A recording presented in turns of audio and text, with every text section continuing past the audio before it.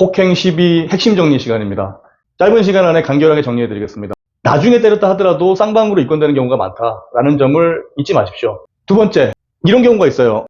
내가 상대방을 많이 때렸어. 근데 상대방은 밀치고 소극적으로 저항한 거에 불과한데 이 상황을 유리하게 이끌고 가고자 하는 마음 때문에 쌍방으로 엮어가려고 하는 사람들이 있습니다. 그런 것들도 결국에 상식에 입각해야 되겠죠. 내가 상대방을 많이 다치게 했는데 상대방이 나에게 어떤 저항이란 것 가지고 같이 쌍방으로 한다? 그렇다 그러면 내가 상대방이 큰 피해를 입힌 부분에 대해서는 엄격하게 처벌된다는 것을 잊지 마셔야 됩니다.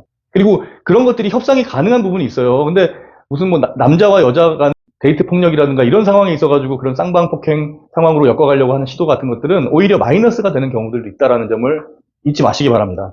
자, 그리고 폭행 시비 상황에서 중요한 증거 확보에 관련돼서 말씀드릴게요. 폭행 시비 상황이 누군가 목격하에 일어났다. 그랬다 그러면 그 목격자의 진술, 그리고 거기에 따른 진술서, 당시 상황을 비추고 있는 CCTV가 있다 그러면 그 CCTV 화면, 상처 부위 사진, 그리고 상처 부위에 대한 상해 진단서, 이런 것들이 증거가 될 수 있습니다. 따라서 폭행이 일어난 지 얼마 안 된 시간에 신속하게 수집해 놓으시는 게 본인의 피해 상황을 정확하게 수사기관과 재판기관에 알릴 수 있는 길이 될 수 있을 것입니다. 폭행 시비 상황에서 내가 누군가를 때려서 다치게 했다. 근데 이제 상대방이 합의를 해주지 않는다. 그랬을 때 너무 서둘게 되면은 합의금만 올라가는 경우, 그런 좀 불이익한 경우가 야기될 수가 있어요. 그럴 때는 마음은 급하지만 절차 내에서 해결할 수 있는 방법들이 있습니다. 검찰 단계에서 이제 형사조정위원회라고 그래요. 그걸 이제 외부 조정위원들이 합의를 중재해주는 시스템도 확보되어 있고요. 그리고 형사 공탁을 통해서 상대방의 그 피해를 회복하기 위해 노력했다라는 그런 정황을 남길 수가 있는 겁니다.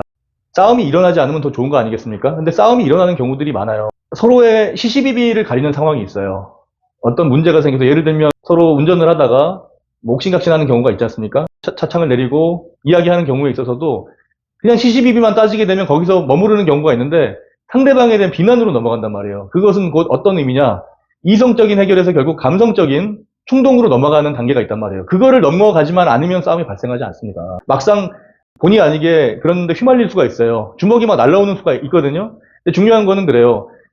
내가 조금이라도 이렇게 반항을 하게 되면 쌍방이 되니까 일단 맞고 나중에 합의금을 좀 받아내야겠다. 이런 치기 어린 생각은 버리라는 거예요. 그렇게 되면 오히려 더 안전에 큰 위해 상황이 생길 수도 있다는 겁니다. 결국에는 싸움 상황에서는 가장 중요한 게 내 자신의 안전 확보입니다. 술 마신 상황에서 뛰어간다라든가 이런 부분들에 대해서는 주의를 하셔야 돼요. 후속 사고들이 있을 수가 있어요. 오토바이에 부딪힌다라든가 자동차에 부딪힌다라든가 이런 전반적인 것들을 다 감안하셔서 최대한 상대방 부담은 저강도의 어떤 소극적 저항 행위 내지는 방어 행위에 집중하셔라. 그래야지 나중에 내가 할 말도 있는 거다. 본의 아닌 싸움에 휘말린다 하더라도 이 점을 염두에 두셨으면 좋겠습니다.